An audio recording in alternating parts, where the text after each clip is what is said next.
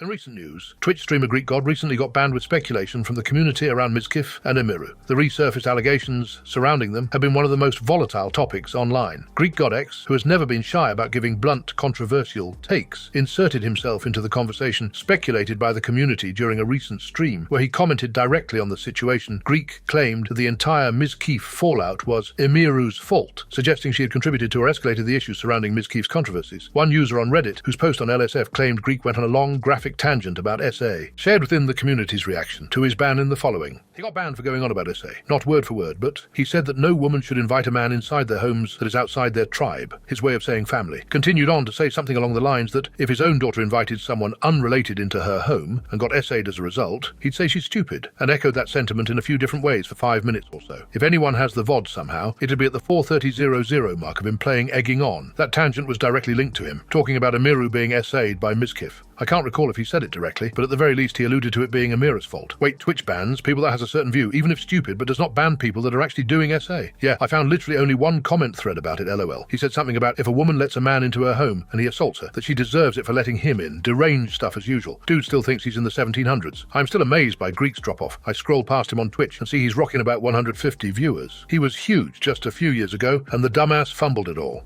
Greekgodx attempts to spell vulnerable. How do you spell vulnerable? I don't know, dude. I'm like fully Vulnerable. What?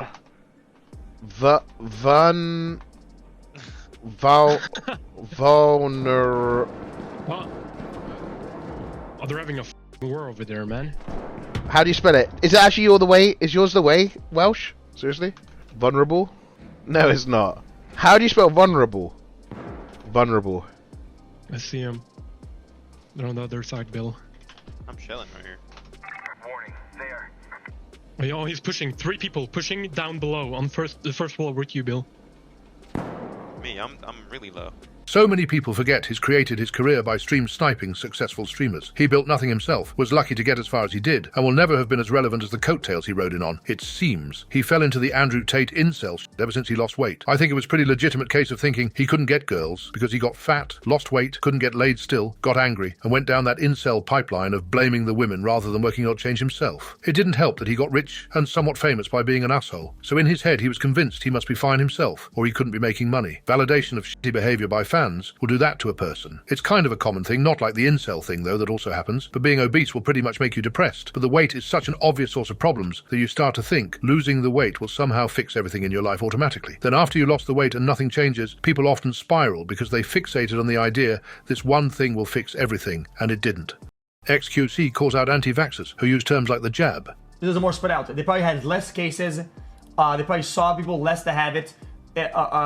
Probably 73 less need for months of social being distancing or stuck has whatever. led to XQC Right? spreading I false mean, information on the jab, marketing it as a good idea. Also, has led to actually spreading false information about the jab. Brother, if at any given point in a dialogue you call a vaccine a jab, you're in my eyes a little bit of a loser. I'm not trying to be rude. It's a little bit of a loser, okay? Because you benefit from all the positives that the vaccines have achieved for society. You claim all the rewards. You suffer none of the risks.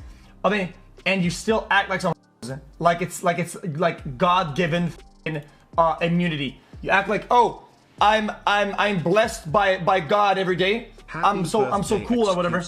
But you know, you are like, the world is saving you. Everybody else that isn't brain dead is shielding you from this shit. Like, are you kidding me? That's awful.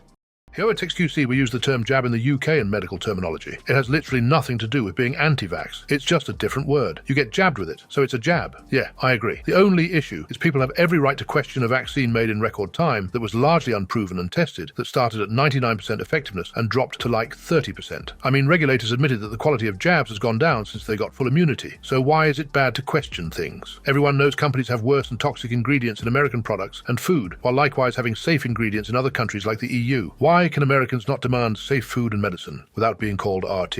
In other news, the fallout from Caseytron's lawsuit with Ethan Klein has sent shockwaves through nearly every corner of the streaming world. What started as a copyright and fair use dispute quickly spiraled into one of the most heated public dramas of the year, especially once Caseytron publicly admitted wrongdoing and issued a formal apology as part of the settlement. Enter Quinn69. Known for his brutally unfiltered takes, Quinn didn't hold back when he weighed in on the settlement and the reaction around it. During his stream, he dove straight into what he believed was the core of the issue, not just Caseytron herself, but the kind of audience that rallied behind her throughout the lawsuit in the following clip. Funds to the clients.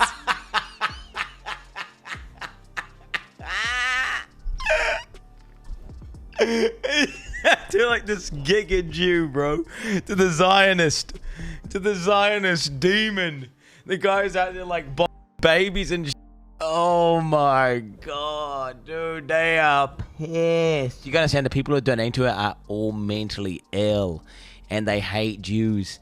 And the King Jew's getting their money. He taking that money. Oh, that's so satisfying, bro.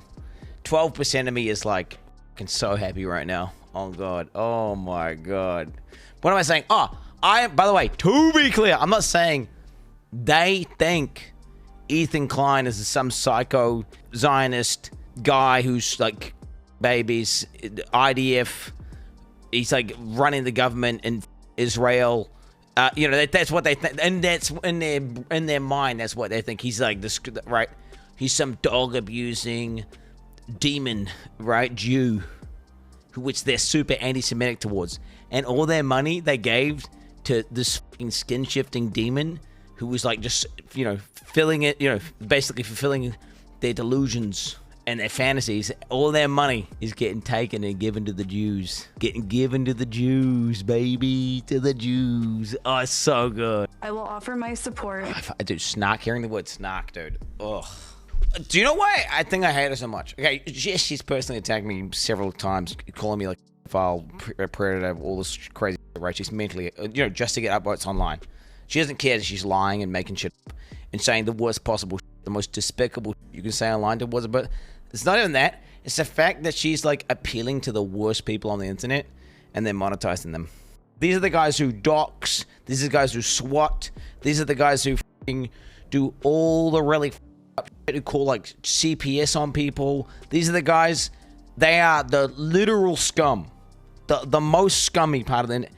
And she's out there pandering to them. And if only she had a solid chance of winning, so her lawyers would tell her not to do this and win lots of money and pay off all the costs. Except she didn't, did she? And now apparently Ethan is evil for making her pay 100,000 plus less than what she would have. Funny, isn't it? Classic Greekgodx and Trainwrecks TV moment.